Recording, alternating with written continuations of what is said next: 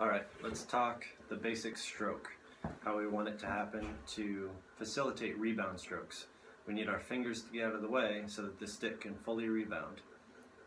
By the numbers, what I want it to be is we're in the ready position.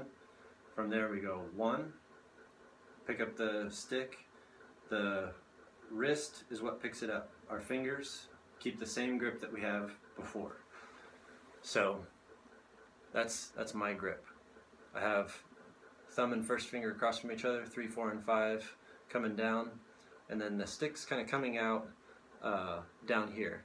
What some people do is they'll move that so it's going in this little valley that's in there. Neither is wrong. It feels a little bit more natural for me to have it coming out so that the stick isn't quite in line with my arm.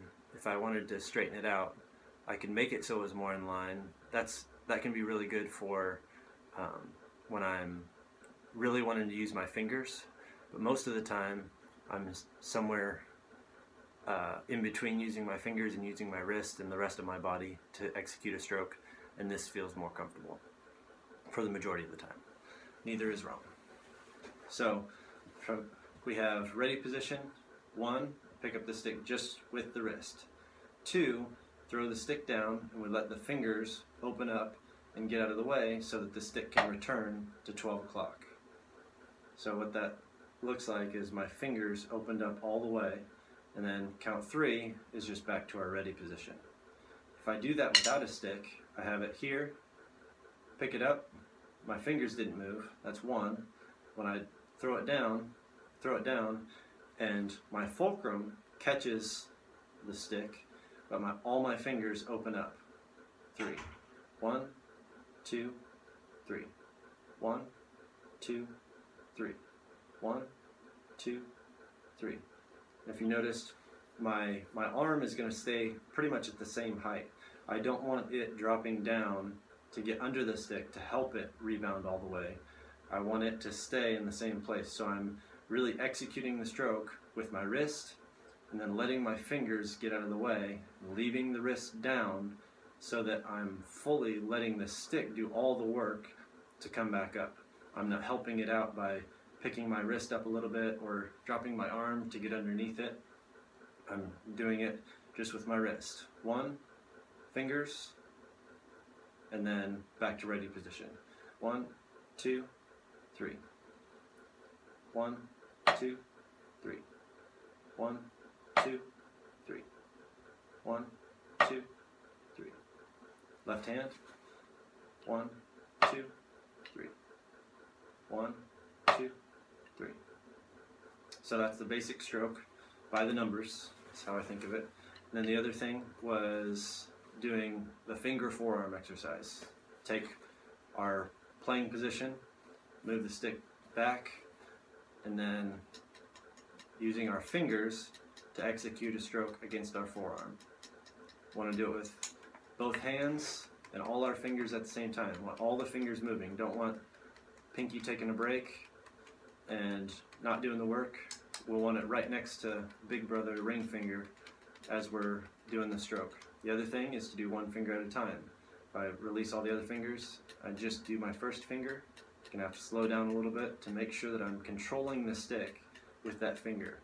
I'm strengthening that finger as well as learning coordination with that finger to be able to execute the stroke. I move to the next finger. I can do this. Jojo Mayer recommends 1 finger per minute, so that's an 8-minute exercise if you do all the different ones. As I'm doing this, my fulcrum, I'm really having to grip, and I'm focusing on not helping with my fulcrum. I want that, right now I'm on the ring finger, I want that finger to be the only one that's doing the work to execute that stroke. So I'm strengthening it, and it's getting used to what it feels like to move with the stick. When I go to my pinky finger, I really have to kind of tweak my hand to get it so I can reach the stick and still play against my forearm. There's not too many times where my pinky is aiding in executing a stroke, but I want it to be available to it.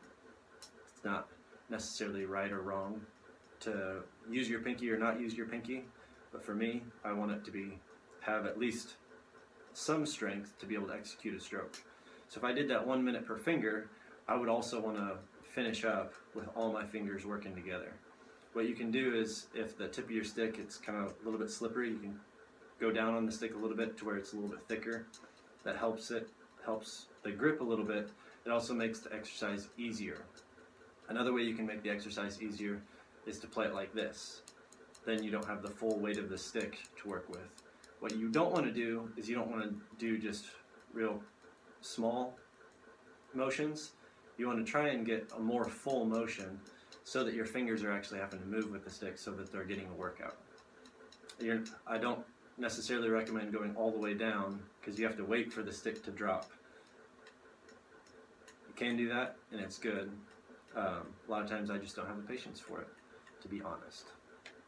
You can do it with both hands, and it's similar. Like if I'm playing a pad, it's right in front of me.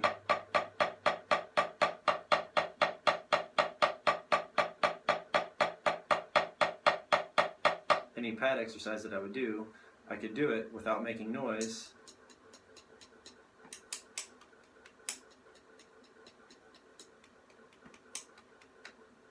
And I want to keep that same form, same posture as I'm doing it.